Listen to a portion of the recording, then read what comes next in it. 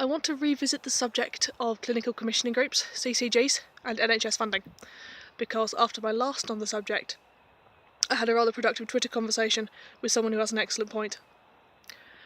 Which is that in my last, I probably made it sound like the CCGs were underfunding the hospital trusts just for the fun of it.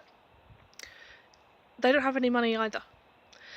The reason the CCG tariffs are set lower than is necessary for the work that is done, and the reason that there are quotas, is that the CCGs are not holding an infinite pot of money.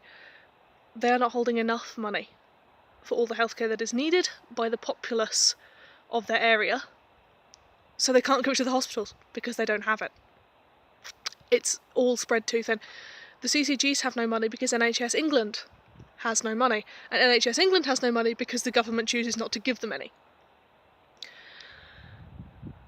It's thankfully now becoming a fairly regular appearance in the news that when the government repeats its 10 billion extra pounds over 5 years figure, the news actually points out that this has been repeatedly challenged by the National Audit Office, by MPs, including Conservative MPs, challenging their own government on the figures they're claiming for NHS funding.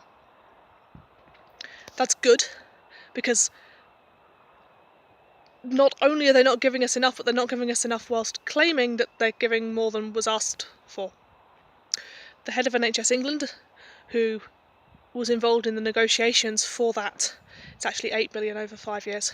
The 10 billion involves counting money over 6 years as if it was over 5, which is not how sums work. And also some of that money is coming to NHS England by being diverted from other parts of the health system. So it's not real, it's fake money. Sorry, I'm being distracted by a robin. So I'm glad the news has started challenging that when it comes up, because it is a lie. And the head of NHS England has now publicly said, not only is that untrue, but the figure agreed that is actually being supplied isn't enough. The NHS is in crisis. It does boil down to not enough money. What worries me is I see a lot of reporting that says the NHS is under strain, there's going to be a breaking point, things are going to break, and we need to stop talking about that in the future tense. This is a crisis now. We need to solve it now. It's not if things go on like this. Things have been going on like this. And now is the last chance we get to fix it.